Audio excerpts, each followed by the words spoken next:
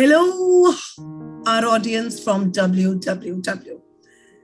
पिछले एक हफ्ते से हम आपका मनोरंजन कर रहे हैं और आपके समक्ष प्रस्तुत कर रहे हैं माँ और बेटी या माँ और बेटी की ऐसी जोड़ी जो अपने आप में तो पूर्णतया सक्षम है, लेकिन अपनी साझेदारी में वो अप्रतिम है। तो आज आपके साथ हम फिर लेके आए हैं एक ऐसी ही जोड़ी। हमारा सौभाग्य है कि आज हमारे बीच है कविता और आइली। डॉक्टर कविता खुद एक एंकर है और उनकी अपनी मंच पर एक बहुत स्ट्रॉन्ग प्रेजेंस है, और आइली एक डांस एंड फिटनेस एकेडमी चलाती हैं और उसके साथ साथ फिट इंडिया एम्बेसडर भी है।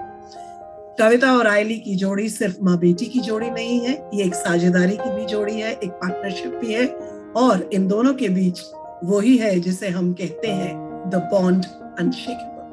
So welcome Aili and Kavita. Welcome to the Bond Unshakable series organized by WWW, the Women Who Win Network. Women Who Win is a network of women entrepreneurs, and the founder of this group is Ms. Simi Paseen. The objective of this network is to connect, nurture, and grow. This series, the Bond Unshakable, is the series being presented on the Mother's Day week.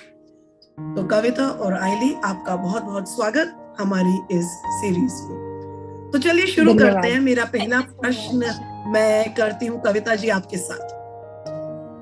आपसे जब हमारी मुलाकात हुई तो आपने मुझे बताया कि कविता आपकी और आइली की जोड़ी माँ बेटी की जोड़ी तो है ही, लेकिन कहीं ना कहीं आप आइली के जीवन में अपना जीवन सजी होते हुए दिख रही है। तो क्या है ये सच आपका और आइली का, कृपया बताइए। सबसे पहले मुझे यहाँ इनवाइट करने के लिए बहुत बहुत धन्यवाद। वैसे तो हर माँ अपनी बच्चों की गुरु होती है, लेकिन मैंने बचपन से एक सपना देखा था कि मैं डांस करूँ, काफी चीजें जो ये करूँ वो करूँ, लेकिन 30 years बैक 40 years बैक वो नहीं पॉसिबल हुआ। तो जब बेटी पैदा हुई तो बेटी के जरिए कि कहीं मेरे सपने वो पूरी कर सकती है, लेकिन मैंने फोर्स नहीं किया, उसके लाइकिंग्स थे। और जैसे जैसे उसको ग्रो होते देखा मैंने आर्ट फील्ड में, तो ऐसे लग रहा था मेरी बेटी नहीं मैं ग्रो हो रही हूँ।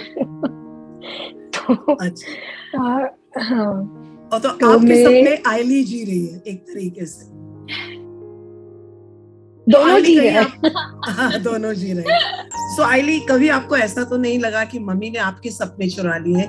ये हो सकता था कि आप कुछ और करना चाहती, लेकिन कहीं ना कहीं मम्मी के सपने आपके सपने बन गए? नहीं, एक्चुअली ऐसा तो कभी नहीं लगा, क्योंकि मम्मी ने मुझे, जैसे उन्होंने बताया, फोर्स कभी नहीं किया कि नहीं आपको यही करना है यही करना है।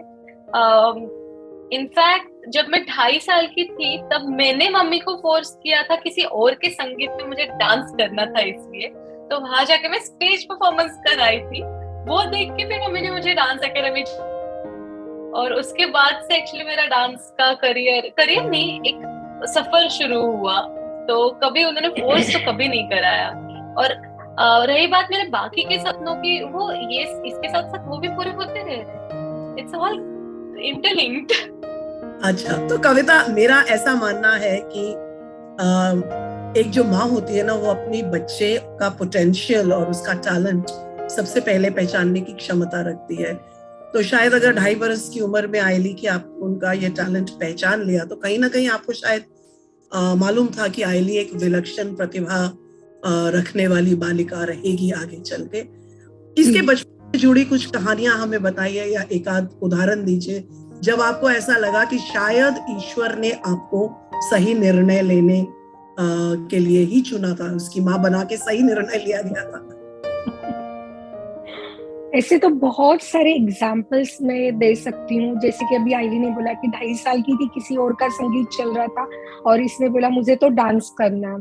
तो हालांकि मुझे पता है किसी के फैमिली फंक्शन में हम लोग जाके डांस करना, लेकिन मेरा ऐसे था कि नहीं, इसकी इच्छा है तो मैं जाके पूछ लूं।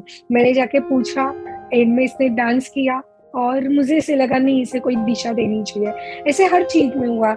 बेटा पढ़ाई करते रहता था, उसको सिखाती थी, ये सीख जाती थी। जैसे ये 10th में थी, ये 2.5 साल से, अभी मैं 15 साल तक पहुंच गई। ये 10th में थी, एक इवेंट था जहाँ मुझे जापानीज में एंकरिंग करना था। जापानीज टीचर घर पे थी, मैं उससे जापानीज सीख रही थी, मैं नहीं सीख पाई और ये फटाफट सीख गई। तो मुझे ऐसे लगा, अरे ये तो जापानीज भी सीख रही है। और उसका ये हुआ कि 11th-12th बाकायदा जापानीज लैंग्वेज उसके करियर में लेके वो जापानीज लैंग्वेज में महाराष्ट्र बोर्ड में टॉपर रही। तो वो एक तो ऐसे बहुत सारी चीजें पता नहीं कब कैसे पता चली। और फिर उसे नहीं, पर मेरा ये मानना है कि ये जो, क्योंकि आपके बीच में माँ बेटी का तो एक कहते हैं ना कि ईश्वर का दिया रिश्ता है, खून का रिश्ता है, नेचुरल स्वाभाविक रिश्ता है। लेकिन आइली, इस मामले में तुम बहुत लकी हो कि तुम्हारी मॉम बहुत जल्दी तुम्हारी प्रतिभा को पहचान पाई। शायद इसलिए क्योंकि उनके अंदर भी सिमिलर, जैसे आपने कहा, प्रतिभा थी, लेकिन उसे चमकने का, निखरने का, दुनिया के सामने आने का मौका नहीं मिला। ये जो आपने जापानीज लैंग्वेज की बात की, आइली, Japanese is a very tough language to learn. आपने टॉप किया इस लैंग्वेज में, तो इसमें इंटरेस्ट मम्मी के कारण आया, लेकिन बाद में टॉप करने जितनी मेहनत कैसे कर ली आपने? एक्चुअली जब हम जापान गए थे, वो भी मम्मी की स्क्रिप्ट सिलेक्ट हुई थी उसके बाद। तो जापानीज लैंग्वेज टफ रहती है तो पता था, क्योंकि जब एंकरिंग करने का मौका आया था, मुझे तो मीनिंग कुछ समझ में नहीं आया था, ऐसे ही जाके बड़बड़ा के आ गई थी वहां पे। लेकिन वहां का कल्चर जो था वो बहुत इन्हें सीखने जैसा मन किया मेरा कि नहीं, इनकी लैंग्वेज, इनका कल्चर सीखना है, उनका डिसिप्लिन सीखना है। और ये भी वहां जाके एक्सपीरियंस करने का मौका एक्चुअली मम्मी की वजह से ही मिला, क्योंकि मम्मी की भगवान गौतम बुद्धा के ऊपर एक स्क्रिप्ट लिखी थी, वो गवर्नमेंट ने सिलेक्ट की और उस पे ड्रामा प्रेजेंट करने, कल्चरल टाइप प्रोग्राम्स वहां पे थे जापान में, तो वहां जाने का मौका मिला।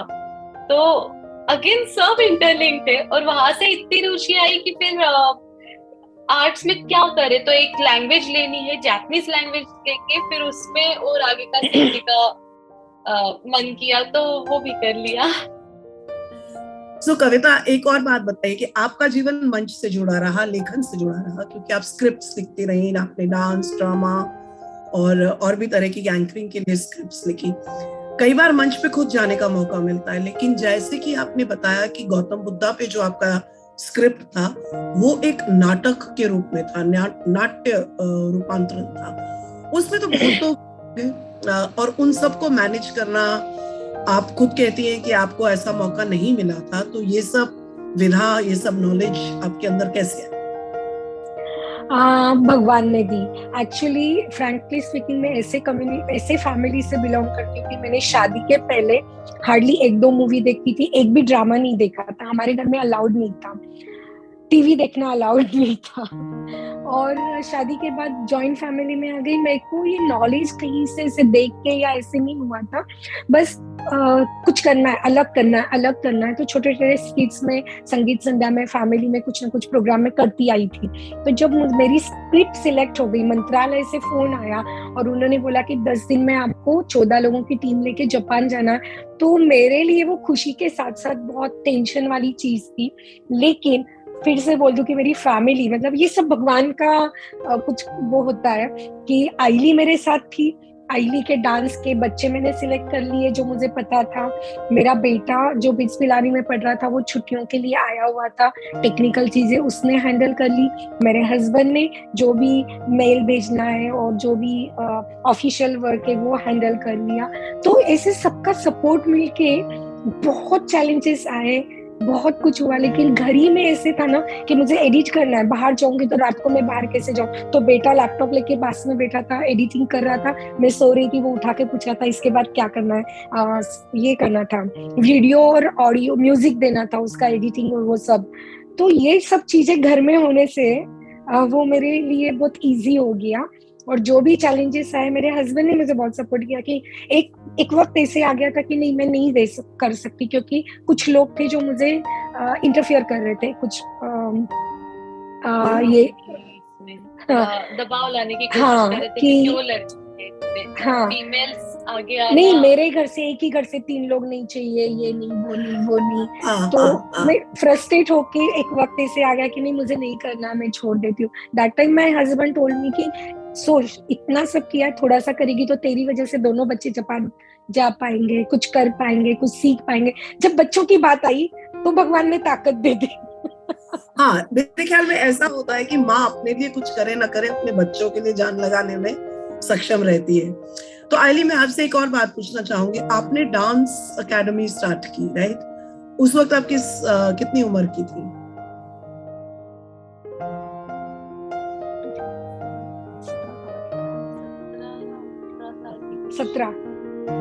17-18 साल की उम्र में आपने डांस एकेडमी स्टार्ट कर दी, मतलब कि आप बच्चों को या लोगों को सिखाना आपने शुरू कर दिया। तब तक आपने कितने डांस फॉर्म्स सीख लिए थे खुद? लिस्ट बताना चाहो तो western, Bharatanatyam, Kathak, Latin, pope, contemporary तो फूटे वो कैसे ये देगा, लावनी, फोक डांसेस, भांगड़ा, पंजाबी फोक भी सीखा था। डांसेस सीखे थे। आपने इतने डांसेस सीखे अपनी स्टूडेंट लाइफ में, सारा ये लर्निंग जर्नी रही आपकी स्टूडेंट लाइफ में। तो जब आपने डांस एकेडमी शुरू करी शुरू में, तो 17 साल की उम्र में जब आपने शुरू करी, तो लोगों ने आपको ट्रस्ट कर लिया, बिलीव कर लिया कि आप डांस सिखा पाएंगी? वो तो अभी भी बहुत बोलते हैं कि नहीं आप तो बहुत छोटे दिखते हैं, आप सच में सिखाओगे? लेकिन फिर वो डांस वीडियो देख के, बड़े स्टूडेंट्स के साथ का बॉन्डिंग देख के, फिर वो धीरे धीरे भी पता चल रहा है। तो अभी तक आपके सबसे जूनियर, सबसे कम उम्र के स्टूडेंट और सबसे बड़ी उम्र के स्टूडेंट कौन रहे? 3 साल और 90 कितने? ऑस्ट्रेलिया का एक बच्चा 2.5 साल का था तब ज्वाइन किया था। ऑस्ट्रेलिया का बच्चा 2.5 साल का और ऑनलाइन सीख रहा था। अच्छा, वो आया है पुणे में, उनसे मिलूंगी कल। और सबसे बड़ी वो 90 years old, 93 या 95 years old, जो इंटरनेशनल डांस डे के दिन ज्वाइन हुए थे फ्री सेशन में। अच्छा, और डांस सेशन में या फिर शायद योगा सेशन में ज्वाइन हुए थे, और उन्होंने सूर्य नमस्कार साथ में करने की भी कोशिश की थी। उनके 3 जनरेशन ज्वाइन हुए थे, दादी, उनकी बेटी और उनकी बेटी। नानी। तो आपको नहीं लगता आइली कि आप लोगों को कितना पॉजिटिवली इन्फ्लुएंस कर रही हैं? जैसे आप माँ बेटी हैं, वैसे ही और जनरेशन से, तो आपका जो एक वो कहते हैं ना कि म्यूजिक और डांस में इतनी ताकत होती है कि वो हर तरीके के डिफरेंसेस को खत्म कर सकता है, चाहे वो कल्चर का हो, एज का हो। And you are a living example of that. अगर आप ऑस्ट्रेलिया से ऑनलाइन स्टूडेंट्स आपको ज्वाइन कर रहे हैं, 95 ईयर ओल्ड लेडीज आपको ज्वाइन कर रही है, तो बहुत अच्छा लगता है ये देखते हुए कि women can inspire so many other women. Kavita ji, वापस आप पे आती हूँ और आपसे ये पूछने की कोशिश करती हूँ कि आपके और आइली के रिश्ते के बीच अगर आपको लगे कि एक ऐसी चीज आइली में है जो मुझ में नहीं है, वो कौन सी चीज होगी और वो आप उससे क्या सीखना चाहेंगे? बहुत सारी चीजें जो आइली में मुझ में नहीं है। फिर भी आपको क्या लगता है कि अगर मेरे पास ये होती तो शायद मेरी जिंदगी कुछ और होती? नहीं, एक्चुअली मुझे ऐसे रिग्रेट कभी नहीं होता, ये नहीं होता तो क्या। मैं हमेशा पॉजिटिव रहती हूँ। ठीक है, ये नहीं है ना, ये तो है मेरे पास एवरी टाइम। एंड इवन मैं आइली को भी वो बोलती हूँ कि जो नहीं है उसका गम मत करो, जो है उसी को कैसे ग्रो करे ये देखो। हर इंसान में कुछ कमियां, कुछ एक्स्ट्रा चीजें होती है, लेकिन मेरी विश है कि मैं आइली की गाती भी है तो मैं एटलीस्ट आइली जैसे गा सकूं, क्योंकि वो मैं गा नहीं सकती, मुझे थोड़ा सा म्यूजिक सेंस कम है। डांस सेंस बहुत है, मतलब मैं डांस नहीं कर पाती, लेकिन मैं स्टेट लेवल के डांस कंपटीशन में 3 साल जज रह चुकी हूँ। मैं डांस पहचानती हूँ, बिट्स और बिट्स डांस के पहचानती हूँ, बट मैं गा नहीं सकती। जो और आइली की जो इतनी फ्लेक्सिबल बॉडी, मम्मी जो बोल रही है डांस कर नहीं सकती, ऐसे नहीं है। शफल ये मेरे लिए भी बहुत मुश्किल स्टाइल है। मैं शफल करती हूँ, देखो मैं गाने का बोल। हाँ, और उसकी जो बॉडी फ्लेक्सिबल है ना, तो मेरी बहुत स्टिफ है, इसमें थोड़ी फ्लेक्सिबल कर दी। तो कुछ हद तक उनकी आयु के हिसाब से भी है, लेकिन देखिए आयु के हिसाब से नहीं है, वो मेहनत करती है। जो सब कुछ है ना वो आपका ही है, क्योंकि आइली आप ही की बेटी है, तो इस मामले में बहुत सौभाग्यशाली है। लेकिन आइली, मम्मी में भी कुछ ऐसा होगा जो काफी कुछ तो उन्होंने अपना आपको दे दिया है, चाहे वो डीएनए में था, चाहे जेनेटिक्स में था, चाहे ट्रेनिंग में था, गाइडेंस में था, लेकिन कौन सी ऐसी चीज है जो आज भी आपको लगती है कि काश मैं माँ जैसा ये कर सकती? मुझ में है पेशेंस, लेकिन बहुत ज्यादा प्रेशर में भी, वो प्रेशर की वजह से अफेक्ट ना होते हुए भी पेशेंस रख के बिना उस गुस्सा किए सबसे प्यार से बात करना और फिर भी शांत रहना। पता नहीं कैसे चलिए, अभी थोड़ी देर पहले ही पूछा था मैंने कि मम्मा कैसे कर लेते हो। आइली, एक और बात बताओ कि आप फिट इंडिया एम्बेसडर का खिताब मिला है और ये एक बहुत बड़ी जिम्मेदारी है, मैं कहूँगी। Fit India ambassador government of India के द्वारा नॉमिनेटेड टाइटल है और इसमें आप फिटनेस की रिप्रेजेंटेशन करती हैं इंडिया के लिए। तो मुझे बताएंगे कि ये फिट इंडिया एम्बेसडर बनने का मौका कैसे मिला और उससे जुड़ी जो बैकग्राउंड स्टोरी है वो क्या है?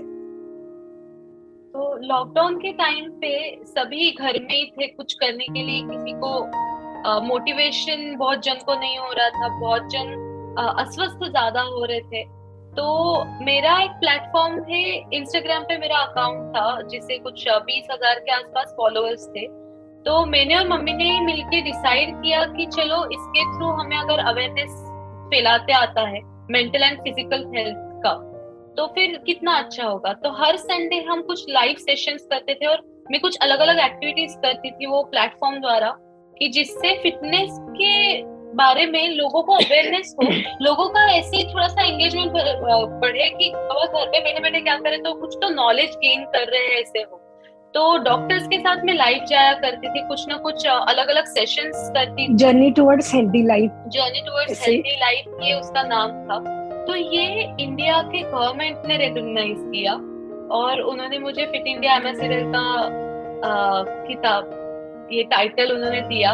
और इसके बाद की जिम्मेदारी तो ऐसी थी कि ये काम कंटिन्यू तो रखना ही है, प्लस जो गवर्नमेंट थोड़ी थोड़ी चीजें एक्टिविटीज बताएगी उनमें खुद ने भी पार्टिसिपेट करना है और लोगों को भी प्रोत्साहित करना है कि आप भी पार्ट लो, और वही फिटनेस के रिलेटेड ही सब कुछ।